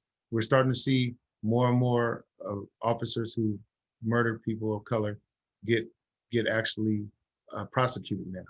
And in a couple of cases, they've been convicted. And so when you know that you can go to jail for doing something that is illegal as a police officer and you're not above the law, I believe that's also going to be a big part of some of the change that we see. And folks are starting to get prosecuted. Obviously, not enough and not in all cases, but that is changing because folks are getting caught red-handed doing things we already knew were happening. Yeah, I think that definitely, I was trying to say that it's hard to have the district attorney file charges against officers and then, the grand jury process. So to really make it happen, they got to have a third party to do the investigation and not the district attorneys, because we all know that the DA and the police they tied to the hip in some way. But then the grand jury process, right? How do we keep it out of the grand jury process to get it to the courts? Definitely make them think. But I know Rico got something. We're about 15 minutes away ending. I definitely just want to. I just wanted to say real quick, John, that I would say that our district attorney's office is definitely working independent of the police department, and I would even say that with the last one. So I don't think that I don't think the DA's office is 100% aligned with the thought process of police department, and definitely not with the Police Officers Association. Okay, that's good to know. I guess in line with that question that you just asked, John, I think that a part of it is the Police Bill of Rights and the laws that they're governed by is a lot different than what we all kind of perceive be the reality of things. We think an officer involved shooting is one way, and then when you look at the Officer Bill of Rights, there's certain things that in there that give leeway to things that we might not view as fair, or that it gives justification for certain things. So like, I mean, just in your expertise as a supervisor, what are ways that we can advocate for getting those things changed on the books? Because I think that we address it in different layers, and we are taking some nice steps as a city, but I think that until that Police Bill of Rights is kind of changed and that we can reframe some of that wording, I think that it's going to be pretty hard to get some of this stuff tackled. Well, legislatively, things happen in two ways. You can take a law like allowing same-sex marriage or banning e-cigarettes that happens in San Francisco, and then it spreads across the state and across the country because we were bold enough to do it first. Or you can get folks together and do like we did immediately after the killing of George Floyd and Breonna Taylor, and folks continue to protest, continue to go out to the federal government and to state government and continue to demand justice and the type of change in laws that allow us locally to be able to do some of the things that we're talking about, so that law enforcement doesn't go unchecked and they're held accountable when they're working in our communities. And so we got to continue to push the hard line at the state, federal level, continue to use technology, continue to use being out protesting like we do typically. We have to use every tool available to us, but have to get to the federal government. You have to get to the state government to change some of the things that allow some of the beliefs to still be in place about human beings. And when I say human beings, I'm talking about folks in law enforcement, because they're human. And so, human beings make mistakes, and we have to be accountable and held when we make ours, so they have to as well. Yeah, I'm gonna go ahead and ask these last two, because I'm glad you led that question into this question, because you are a trailblazer at making policy that other states are following. Your Karen Act, man, I thought was one of the simplest but brilliant things. I'm like it's simple, but it's like now other places doing it, because as Black people, some of the stuff we've seen over the last couple of years of these Karens and these different people calling the police, impacting us, fatally. I mean, was just, it's been crazy. So I love when I saw you on Fox News and introducing it and pushing it. Now Oregon, different people are getting behind it. It's simple, but it's real. Like where did that come from? Just to, put it together, because I was waiting for somebody to do it, and lo and behold, our Supervisor Shamann got it on the books. Well, first I want to say, like, this is not, the law is not addressed to be at any particular person or anyone's name. Caution against racially exploitative non-emergencies. It just so happened that that's what the acronym spells, but we wanted to come up with a law that stop people from arbitrarily calling the police on us because they're racist, they're prejudiced, and they want to see harm happen to a Black person or a person of color. We all know writing Black Lives Matter on your own home is not dangerous. Bird watching in Central Park and ask somebody to put a leash on their dog is not dangerous. Barbecuing at Lake Merritt is not dangerous, but yet people still feel that they can call 911. Why? Because they want harm to happen to black people. And that's the only reason they make that call, because these are non-emergencies and they make a call. And so, it goes back to Emmett Till days where false accusation was made and he was lynched and murdered. And basically they got away with his murder for too long, to the point where justice has never really been served. And so laws like this need to be in place, unfortunately, to stop racist and prejudiced people from causing harm to people of color. And I'm excited about it. Actually, the acronym itself, Natalie G from my office and her fiance, Ryan McGilly, came up with that part of it. But we have, we were working hard to come up with this law because too many people are being harmed by law enforcement because of a false and arbitrary emergency call. And in some cases, even the case of George Floyd, it can lead to death for a Black person. And that's just very dangerous. And so if people know that they're gonna have a civil penalty if something happens to somebody, you could be liable at least $4,000. And obviously that's the bottom floor. It could be more, but people have to know that you can't just do things like that because of the harm and the damage that it causes. And it's not just something that's made up. It's true. Obviously, we've seen so many instances caught on social media the last few months. Things that we've been knowing that have been going on in our community for a very long time, have been in similar circumstances. And we're tired of the threat of folks always just thinking that they could say they're gonna call the police on us because they have an interaction or they come across us doing our day-to-day work, because they know that, or especially they think, which is really true, that the police force is there to protect them and be their personal security, even when something is not happening that's life-threatening. And so this will be the first reading at the full Board of Supervisors on Tuesday. We'll have our second reading, and then it should be law within the next month. And so, this is something that State Assembly Member Rob Bonta also has pushed through the state, and people understand that this is not a game. This is weaponizing 911, and that act can no longer go unpunished.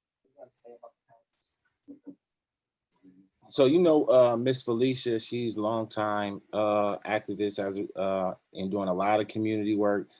In more recent years, she's been doing a lot of work as it relates to the police department and getting justice for our young Black men who's been killed by the police department. So I just want to, she had a quick question, and her question was, at some point, will D10 be put under state of emergency as it relates to violence? I mean, and Felicia asked me this question, and I would say we had over 100 plus murders in 2006 in San Francisco.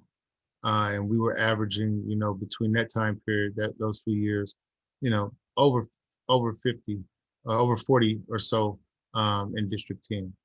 So we're definitely not to those levels where we had murders, but make no mistake about it, one murder is too many. And that's why we're working so hard to come up with the strategies that are going to change the dynamic. Obviously, I would want a homicide free and a place where we're not having any shootings, and which is the goal and what we're trying to get to. And we're going to keep pushing those policies, but we're not at the level of where we were in the past, thank God, but one is too many. And we're working hard to change that dynamic. Hey, one other thing that I wanted to see if you can help people understand. I know you back in well, not backing, but the issues with the Proposition 22 about the injustice that you talked about financially, how it impacts people. Can you kind of explain that? Because a lot of people is thinking, oh, that's not fair because this is my extra money to make, and he's promoting against it. And then the final one was I know you in talks about this sideshow stuff. So can you give the people some information on the planning and thinking behind how to stop these sideshows from, damaging our streets, costing the taxpayers money, and putting people's lives at jeopardy? And then the Prop 22.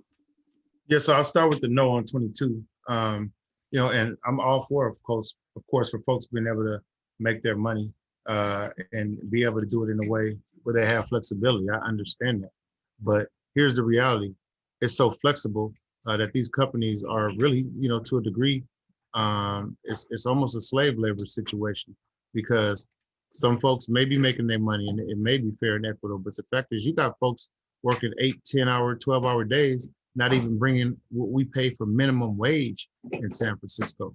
And not only are they underpaid and not even making an equitable wage, but they're also don't have health insurance. If they get sick or something happened to them, they don't get paid days off. And so, yeah, we can say it's cool. I'm perfectly healthy and I'm getting my extra money. But the fact of the matter is, you got people trying to raise children off of this.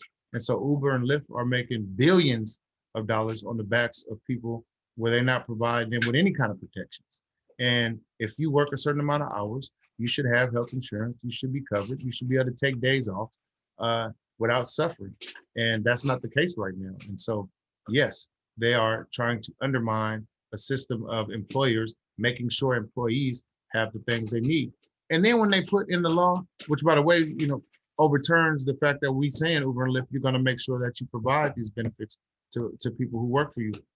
And then they're trying to put in there that you can't overturn it, but by like 7/8 of voters. It's something ridiculous. Like, that is an attempt to continue to get people to provide slave labor for you, to make money off the backs of people. And we can't let that happen. And I know there are a few folks that benefit. I know there are a few folks that may work 10 hours and receive a good amount of money. But you got folks who are working 10, 12-hour days, not even receiving a minimum wage, and don't have another opportunity or option. And so work themselves to death, get sick, or work themselves to a point where they can't function, but they have no relief from that employer. We got to stop that. And in regards to, what was the other one? I'm sorry, John. The other one was, I know you and a couple of supervisors are working on a bill trying to get something about these sideshows. We know San Francisco's been hit hard for it. What does that look like, or how is this going to help kind of crack down, or because I understand too that there's a cost, tear up the streets and repavement and property damage or things like that. I just wanted to get that out there for the people. And well, it's bigger than the pavement and the property damage, right? I mean, sideshows are dangerous.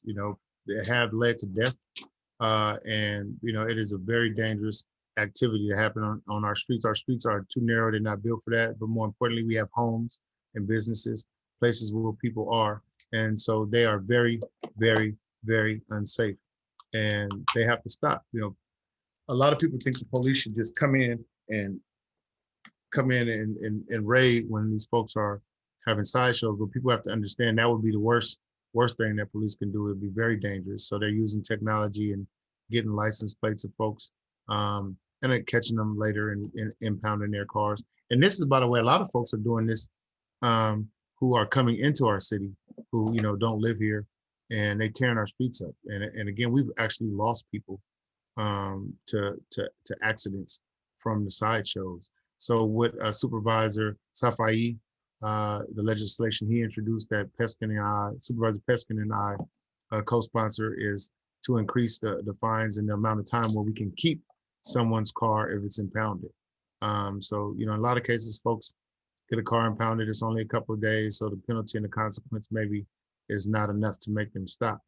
But if they lose their car, for at least 14 days, hopefully they don't do it in the first place, but hopefully that's enough to get someone to stop this type of activity. Because the cost involved with your car being impounded, the ticket, the reckless driving, and everything else that comes with it. Because it's dangerous, and I know a lot of people there's a culture out there that gets excited about this and think it's fun and, the excitement of it, but it's just a dangerous activity that cannot happen on our streets. All right, so we got 3 minutes left. And within that time, I just want to thank you for coming on and having an in-depth conversation with both sides of the conversation, a platform where we can have a communication, a conversation to create communication, to create healing for our community, because we definitely want to educate our community and give them the information verbally, because everybody learn differently. And I think that this is a great platform to give people a visual and an auditory educational lesson on all different type of topics. Thank you for coming on. Also, I did see on your page that it looks like your wife graduated, or she graduated school or something. I don't know exactly. I didn't get a chance to really read it, but I definitely want to give a shout out to you and to her. Happy wife, happy life for sure. Thank you. Definitely. She said thank you, and she did just get her bachelor's of science in nursing. So she's been an RN for years. So thank you so much. That's amazing. And thank y'all for the platform, though. Seriously, I really think it's amazing that you're doing this, and the fact that you open this up to the public so folks can just talk about the issues that are out there. And let's keep doing it. And I'll keep listening and tuning in. And again, I'm just humbled for being asked to have this conversation. And I got to say it again. I'm glad y'all did this on a day we play at 5:20. So I know it's time for kickoff in a minute. Yeah, definitely. Thanks, Shamann, just for being always real, down to earth, supporting the brothers. You know, you support Black Men United, our Black groups that you heavily push to make sure that we have these conversations, and it's needed, man. And I just thank you for supporting us and supporting everything that you do. Yeah, tell the wife, the family, the grandbabies, man. I mean, that's why it was important for people to just see, man. You know, I see the stuff you're doing with the family, plus the city stuff, plus the community stuff, and you're still keeping a smile on your face through it all, man. And just respect you and appreciate you, man. And thank you for coming on. thank you. I'll talk to y'all in a minute. All right, for sure. Have a good one, brother. You Oh, too. so before you go, we definitely want some of your co-workers on, because this is both sides of the conversation. We definitely want to bring some of them folks on just to have a conversation the same exact way. We're definitely we're not the type to target people or to make them feel no type of way. We just want to better understand each other and how we all kind of think, and to give them perspective while we gain perspective. So definitely let them know they'll be getting an email from both sides of the conversation, and we're gonna be trying to have them on. And I'm gonna tell y'all, like I tell everybody who reach out to me and be like, "And can you bring the mayor?" I don't do the mayor scheduling, and I don't do my colleagues scheduling. Okay. So y'all gonna have to work that out with all of them. Okay. But I will definitely let them know that I think this is amazing and something that a platform that they should participate in. I will definitely do that. Okay. Yeah, and Shamann, we want to help with the communication out to the community. So any flyers, you know, I shared the stuff for the voting thing, any last minute stuff, please, you know, just shoot it out to us. We'll make sure we got a good following from D10 and make sure people know what's going on. So just keep, you know, let us know. That'll work. Appreciate you. y'all. All right, thanks. Enjoy the game, man. Go Niners. Thank you. All right. All right. All right, Rico. We just want to thank everybody for another show. We had an amazing show with our District 10 Supervisor, Shamann Walton. Amazing job. This is Both Sides of the Conversation. You can reach us at bothsidesoftheconversation@gmail.com. Tuesdays, we have our Hidden Gem segment. Please tune in. If you know anyone out there in the community who's doing some amazing work and that needs to be highlighted, or who needs to, you know, get back motivated, add them to our list. Both sides of the conversation at gmail.com. So that way we can highlight those individuals for the amazing work that they're doing. Also, Thursdays, 6 or 7 o'clock. I think it's 7 though, because, you know, depending on where they at, because some folks come from the East Coast. We're doing 6 or 7. Please just stay tuned and watch those flyers. Our Educational Thursdays. Educational Thursdays, we're doing financial empowerment. We're doing baby steps to investing. We're doing baby steps to saving, baby steps to buying homes. Then we have our advanced educational sessions for individuals who are already prepared and ready, and they just need someone to support them. So be on the watch out for that. And then, you know, every Sunday, we got our Sunday chat on Both Sides of the Conversation. We got some amazing segments coming up. So thank you all for watching us. Jay, do you got anything for anybody? Man, you just covered it all. We just want to say that this was the kickoff. Shamann was the kickoff to our city officials and our propositions. We are going to go into next week into more voter stuff. So if you got some voter information, or you want to educate the people, or come on and have this conversation about what propositions we need to be looking out for in our community, please reach out to us at both sides of the conversation. We're trying to get some panelists to go over some of these bills, break them down, educate the people, let people know what they voting on. That's what we're looking for. So reach out to us at both sides of the conversation. And with that, I'm done, Rico. I love you, brother. Thanks, Love you too. Shamann. All right, We y'all. outta Y'all here. have a good one. Go Niners. Niners.